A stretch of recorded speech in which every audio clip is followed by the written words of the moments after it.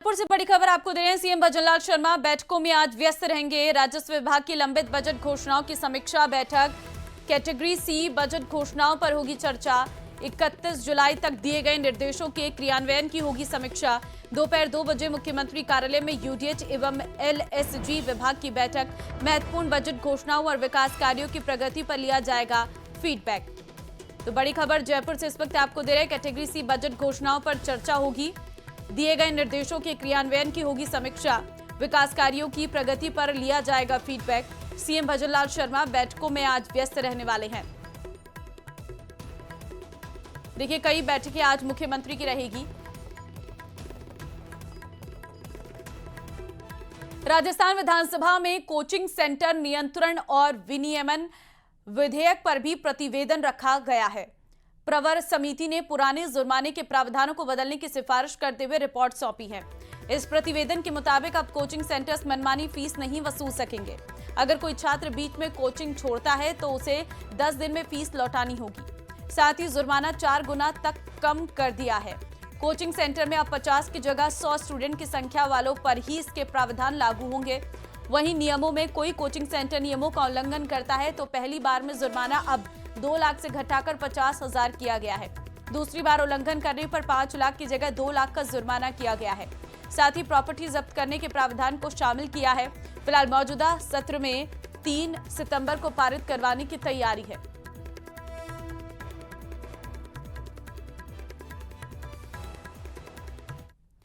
वहीं पूर्व सीएम वसुंधरा राजे जोधपुर दौरे पर पहुंची, जहां वे अजीत भवन से जैसलमेर के लिए रवाना हुई। राजे ने मीडिया से बातचीत के दौरान कहा है कि बाबा रामदेव मेले से मैंने पहली यात्रा की। राजस्थान एक परिवार, सभी जाति मजहब मिलजुल कर रहे। आज 3 बड़े इश्यूज हैं आज के। सबसे पहले तो आपका खेजड़ली का जो मेला है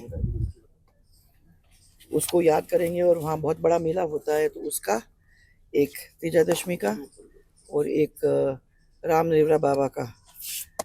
तो मेरी यही प्रार्थना है उन सब से कि बस राजस्थान को मजबूत, सुखी और समृद्ध बनाएं, इसमें सब लोग खुश हों।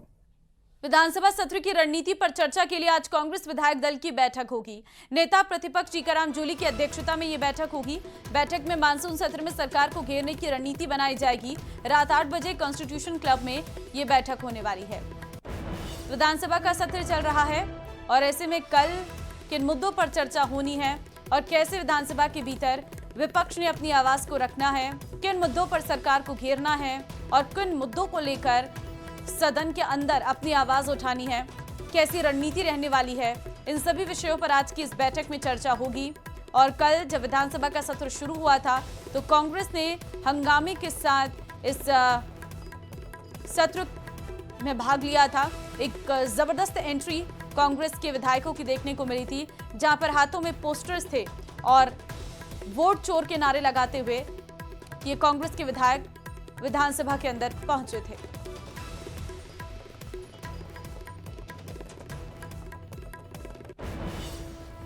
बड़ी खबर डूंगरपुर से है, जहां चितुरी थाना क्षेत्र में नीलकंठ सिलोही पुल से एक युवक ने माही नदी में छलांग लगा दी। पुलिस एसडीआरएफ की टीमें करीब 20 घंटे से नदी में तलाश कर रही है, लेकिन युवक का कोई पता नहीं लग सका है। इससे पहले युवक ने 28 और 11 सेकंड के 2 ऑडियो मैसेज अपने दोस्त को भेजे हैं, जिसमें युवक ने कहा है कि मेरा लास्ट मैसेज है, मेरे घर वालों को बोल देना कि इसमें किसी ने कुछ नहीं किया। युवक का सोमवार को बर्थडे भी था। अपने जयपुर से हमारे को सूचना मिली कि यहाँ नावदा नदी में एक व्यक्ति डूब गया और अभी हम घटनास्थल पे पहुँच के सर्च जारी है और हम एसडीआरएफ की 9 आदमी आए हैं यहाँ और सर्च जारी है। वो पता नहीं पड़ा कुछ। वो कल शाम को 7:30 बजे हुआ। उसने मैसेज, दोस्त के ऊपर मैसेज डाला ऋतिक पाटीदार के ऊपर। उसके बाद मालूम पड़ा तो वो तुरंत यहाँ आए और यहाँ पर आके तफ्तीश की तो वो नहीं मिलने पर वो आज कल रात को भी खोज की, लेकिन नहीं मिला और रात अभी सुबह में भी उसकी खोज जारी है। सीकर के श्री माधोपुर कस्बे के गौशाला रोड स्थित सोनी बगीची के शिवालय में असामाजिक तत्वों ने पार्वती माता की मूर्ति को खंडित कर दिया है, जिससे लोगों में काफी आक्रोश है। मंदिर में पूजा करने पहुंचे लोगों ने शिव मंदिर में शिव परिवार में से माता पार्वती की प्रतिमा को खंडित पाया। आरोपी मंदिर से मूर्ति का आधा हिस्सा अपने साथ ले गया है। मामले की जानकारी पर स्थानीय लोग मंदिर में जमा हो गए। उन्होंने विरोध जताते हुए पुलिस को घटना की सूचना दी। फिलहाल पुलिस मामले की जांच में जुटी हुई है। शिव परिवार में से माता पार्वती का आज शाम 4 बजे बाद किसी अज्ञात महिला या पुरुष ने माता का शीश काट के ले गए, जिससे यहाँ जन आक्रोश है। वार्डवासी हैं, आसपास के आमजन हैं और यहाँ कुछ भी होने की स्थिति में है। यहाँ शिव परिवार में स्थित सोनी बगीचे में स्थित शिव परिवार के अंदर माता पार्वती की मूर्ति को खंडित कर दिया गया शाम को 4 बजे बाद, लेकिन किसी प्रशासनिक सहयोग कोई प्रशासन द्वारा। कन्हैया लाल हत्याकांड से जुड़ी एक बड़ी खबर सामने आ रही है। आरोपी जावेद की जमानत रद्द करने से सुप्रीम कोर्ट का इनकार। कन्हैया लाल के बेटे ने जमानत रद्द करने की मांग की थी। जावेद को राजस्थान हाईकोर्ट से जमानत मिली है। केंद्रीय जांच एजेंसी एनआईए द्वारा और कन्हैया लाल के बेटे यश तेली ने राजस्थान हाईकोर्ट से जावेद को मिली जमानत को रद्द करने की मांग की थी। सुप्रीम कोर्ट ने दोनों की अर्जी खारिज करते हुए हाईकोर्ट के आदेश में दखल देने से इनकार कर दिया है। जावेद पर आरोप था कि उसने इस केस में हथियारों के लिए कन्हैया लाल की रेकी की थी।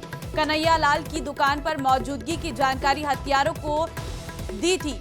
हालांकि सुप्रीम कोर्ट ने साफ किया है कि हाईकोर्ट ने जावेद को जमानत देते हुए इस केस को लेकर जो टिप्पणी की थी उनका ट्रायल पर कोई असर नहीं पड़ेगा। इसके अलावा इस केस में जो बाकी आरोपी हैं जिनकी जमानत याचिका लंबित है, वो जावेद को मिली जमानत के आधार पर समानता का हवाला देते हुए जमानत नहीं मांग सकते हैं।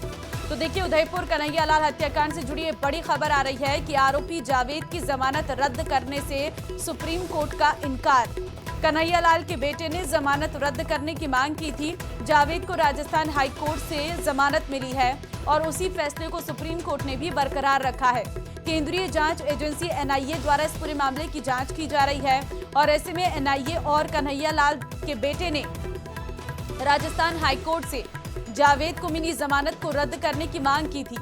सुप्रीम कोर्ट ने दोनों की अर्जी खारिज करते हुए हाईकोर्ट के आदेश में दखल देने से इनकार कर दिया है। साफ जावेद पर आरोप था कि उसने इस केस में हथियारों के लिए कन्हैया लाल की रेकी की थी।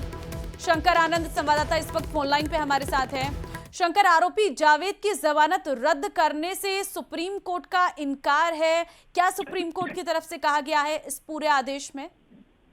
देखिए, उदयपुर में जो जिस तरह से कन्हैया लाल हत्याकांड मामला जो है पिछले कुछ महीनों में काफी चर्चा के केंद्र में बना, तो ये मामला जब सुप्रीम कोर्ट पहुंचा है और सुप्रीम कोर्ट में जिस तरह से आरोपी जावेद की जो जमानत से जुड़ा मामले पे सुप्रीम कोर्ट ने फिलहाल उस जमानत की याचिका को रद्द करने से फिलहाल इनकार कर दिया है। और जांच एजेंसी एनआईए और कन्हैया लाल के बेटे यश तेली ने राजस्थान हाईकोर्ट से जावेद को मिली जमानत को रद्द करने की मांग की थी और सुप्रीम कोर्ट ने दोनों की अर्जी को खारिज करते हुए हाईकोर्ट के आदेश में दखल देने से भी इनकार कर दिया है।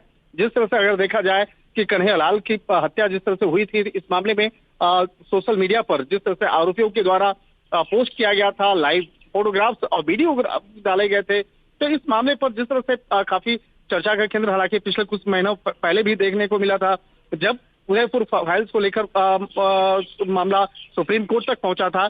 लेकिन जिस तरह से आरोपी जावेद की अगर बात करें तो जावेद से जुड़े मामले में आज सुप्रीम कोर्ट ने एक महत्वपूर्ण कहा जा सकता है कि एक निर्णय लिया है और इस मामले में हत्या के केस के आरोपी जावेद की जो जमानत याचिका है, जमानत रद्द करने से जो मामला जो था वो सुप्रीम कोर्ट ने फिलहाल उसे इनकार कर दिया है। एक तरह से कहा जा सकता है कि उसे राहत जरूर मिली है और एनआईए जिस तरह से इस मामले की तफ्तीश कर रही है और एनआईए और कन्हैया लाल के जो बेटे हैं यश तेली, उन दोनों ने जिस तरह से बकायदा राजस्थान हाईकोर्ट में से जिस तरह से जावेद को मिली जमानत को रद्द करने की मांग की गई थी और कहा गया था कि इसकी जमानत रद्द होनी चाहिए, तो ये जो मामला है, इस मामले में जिस तरह से मामला सुप्रीम कोर्ट पहुंचा था, सुप्रीम कोर्ट ने इस मामले पर निर्देश देते हुए एक कहा जा सकता है कि राजस्थान हाईकोर्ट के आदेश में दखल देने से साफ तौर पर इनकार कर दिया। बिल्कुल, बहुत धन्यवाद शंकर आपका तमाम जानकारी देने के लिए।